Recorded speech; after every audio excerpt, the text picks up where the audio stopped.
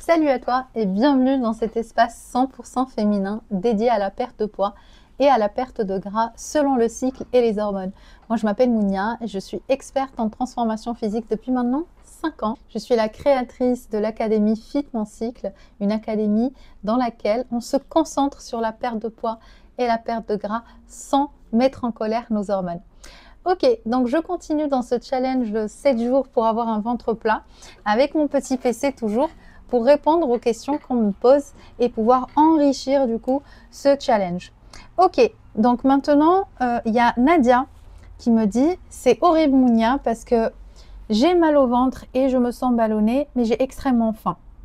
Donc je ne peux pas me passer du repas suivant tout en sachant que j'ai un ventre extrêmement gonflé, entre parenthèses, en dessous des seins, d'accord? Donc ça veut dire ici, à partir du diaphragme jusqu'au bas du ventre. Ok, donc on est vraiment dans une situation classique de ballonnement, d'irritation. Et Nadia me dit, avec des gaz et des perturbations. Donc, elle parle un petit peu des selles, etc., des selles molles, etc. Pas très glorieux, mais c'est tout à fait normal d'en parler.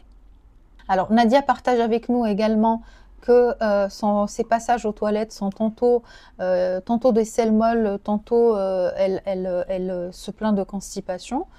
Et elle nous dit également que malgré le fait qu'elle ait mal au ventre, elle ne peut pas s'empêcher de penser au repas suivant et elle n'a qu'une envie, c'est de manger.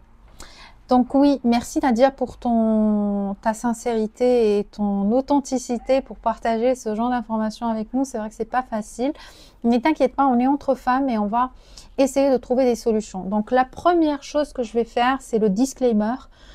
Moi, je suis coach, j'ai de l'expérience terrain, je le revendique et je suis fière en fait de partager mon expérience avec vous toutes.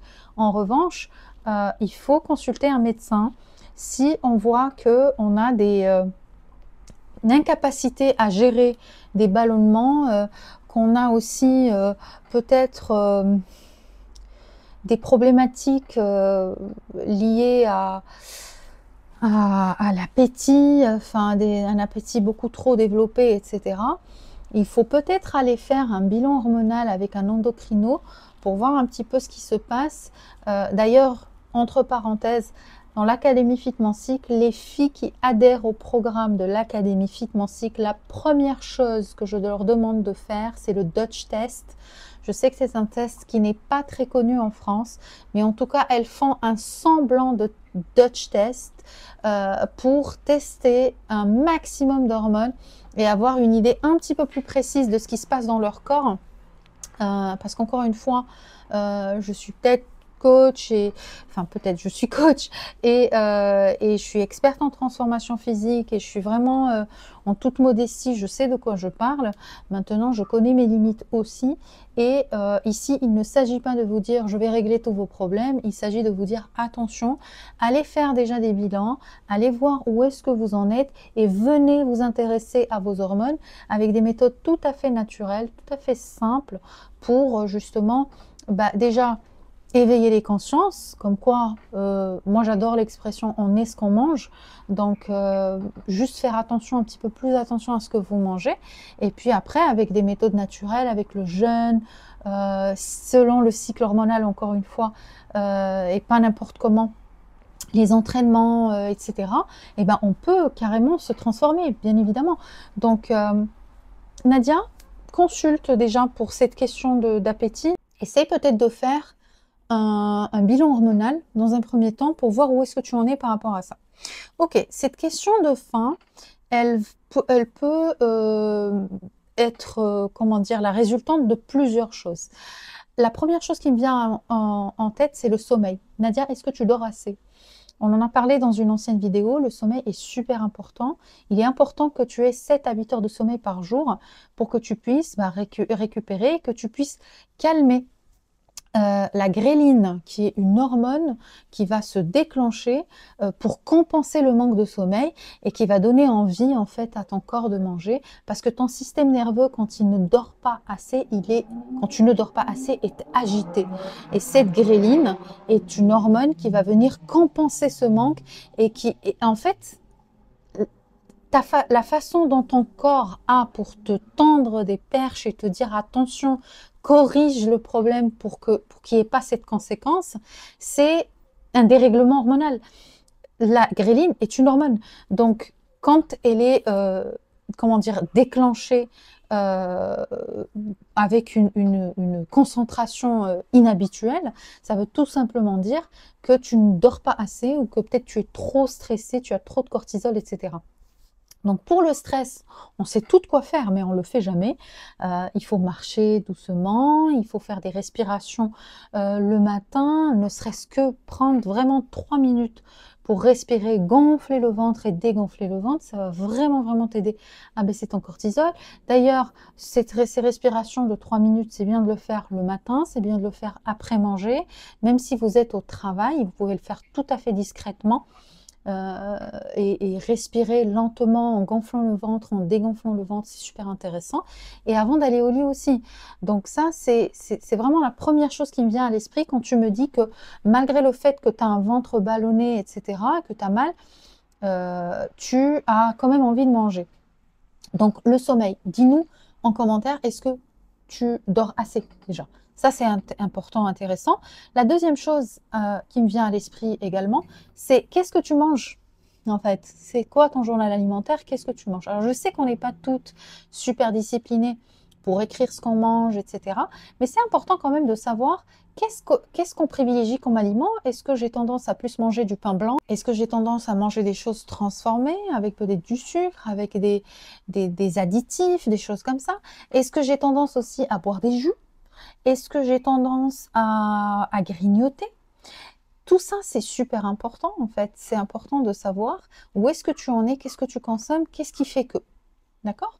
Parce que dans ton alimentation, si tu n'as pas des assiettes qui sont équilibrées, avec une tendance à manger de la protéine, assez de fibres dans ton assiette, eh bien, tu es en train de frustrer ton système nerveux en fait. Quand tu frustres ton système nerveux, le système nerveux a plusieurs façons de réagir. La première chose qu'il va faire, c'est que, en fait, pour lui, il n'est pas satisfait. Donc, il va falloir lui donner, lui redonner des choses pour le combler, pour le satisfaire, pour le calmer. Or, si on revient vraiment à la base, si on part du principe qu'on fait un challenge 7 jours pour dégonfler, 7 jours pour avoir un ventre plus plat, etc., il faut commencer par la base. Je mange des repas qui sont plutôt équilibrés, j'ai assez de fibres, assez de protéines et assez de glucides dans mon assiette. Et ensuite, j'espace mes repas, je dors assez, je ne bois pas des jus sucrés, je ne grignote pas et je fais très très attention à quand est-ce que je prends mes fruits. Et aussi, comme je vous ai dit, la partie FODMAPs, je fais attention aux fruits qui me font du bien et aux fruits qui me font mal, tout simplement, et j'essaie d'éviter ces fruits-là. Alors, je sais que ça a l'air simple quand je le dis, mais plus on s'intéresse à notre bio-individualité, c'est-à-dire comment moi je réagis à la cerise, ça va être différent de toi, ça va être différent de d'autres personnes. Donc, c'est super important, intéressant de se dire, ok, maintenant que j'ai assez souffert, je vais arrêter de faire les choses de façon aléatoire, je vais essayer de m'organiser un petit peu plus. M'organiser dans le sens où, pas devenir non plus une folle furieuse de l'alimentation, mais simplement me dire, je souhaite établir une liste des aliments qui me font du bien, qui m'aiment et que j'aime et qui m'aiment en retour, et non pas qui me font souffrir en retour. Ça, c'est hyper important, c'est la base. Donc, c'est important, Nadia, d'avoir ces éléments-là en tête. Et puis, si vraiment ça déclenche de la faim pour toi, ça veut dire pour moi que tu n'es pas rassasié à la fin de tes repas. Donc, je reviens à cette assiette équilibrée dans laquelle il faut augmenter le taux de protéines, il faut augmenter le taux de fibres pour créer cette mèche protectrice qui va empêcher ton glucose d'aller trop haut, de spiker trop haut. Et Et voilà, moi, ce qui me vient à l'esprit, c'est ça. C'est le sommeil, c'est la qualité de tes aliments, c'est est-ce que tu manges assez de protéines, est-ce que tu te nourris assez? Voilà, et quelle est la catégorie d'aliments que tu consommes le plus? Ça, il faudra faire attention. Bien évidemment, je vais parler des aliments sucrés. Si le sucre appelle le sucre, en fait, il faut savoir que quand tu as envie de manger encore et encore, alors que tu as déjà mal et que tu es ballonné, ça veut tout simplement dire que ta microbiote est composée de mauvais microbes. Elle est plus composée de mauvais microbes que de bons microbes. C'est comme ça qu'il faut le voir. En fait, ta microbiote, c'est elle qui décide de tes goûts. Donc toi, tu as l'impression de dire: ah bah tiens, j'aime pas le citron. Ah mais je préfère la mangue. En fait, c'est pas toi qui préfères, c'est tes microbes. C'est elle qui dicte les choses. Donc si ta microbiote est en bonne santé, s'il y a une bonne diversité au niveau de ta microbiote, eh bien à ce moment-là, tu vas avoir plus tendance à aller vers les aliments bruts, de la pomme de terre, de la patate douce, des glucides mère nature en fait, sans étiquette, des choses que tu retrouves dans la nature, sur des arbres ou enfin, dans la terre quoi. Et là, tu vas être beaucoup plus spontanément attiré vers ces aliments parce que ta microbiote est assez diversifiée et les bons microbes aiment les bonnes choses. Les bons microbes vont avoir tendance à t'attirer vers les belles choses, vers les bonnes choses, les choses mère nature. Ok? En revanche, les mauvais microbes, ceux qui sont pas gentils, pas sympas, qui sont plutôt composés de microbes qui viennent de la part, j'aime bien dire ça parce que on dirait que c'est le sucre qui les envoie, de la part de justement ces aliments trop sucrés, trop salés, trop gras, etc. Ben, ceux-là vont influencer encore une fois ta microbiote pour que bah, ça appelle encore plus aux chips, aux viennoiseries, aux choses comme ça. Donc l'idée, ce n'est pas de vivre sans chips, sans viennoiseries, sans dessert, etc. L'idée, c'est de soigner d'abord avec ce challenge tous ces symptômes et justement d'arriver vers un ventre plus plat, moins gonflé, etc. Et après, aller sur des bonnes bases, se dire, ok, moi, 80% du temps, je vais faire super attention à ce que je mange, et 20% du temps, laissons place aux viennoiseries et à toutes ces gâteries qui font super plaisir. Voilà Nadia, j'espère que j'ai répondu à ta question et j'espère aussi que ça vous aide dans ce challenge à avoir plus d'éléments pour justement avoir un ventre plus plat et plus dégonflé. Dites-moi en commentaire ce que vous en pensez. Dites-moi aussi ce que vous aimeriez voir, entendre dans cette chaîne. Quels sont vos défis?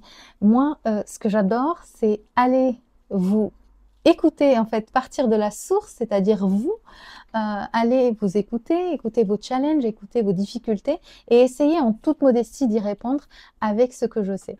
Ok?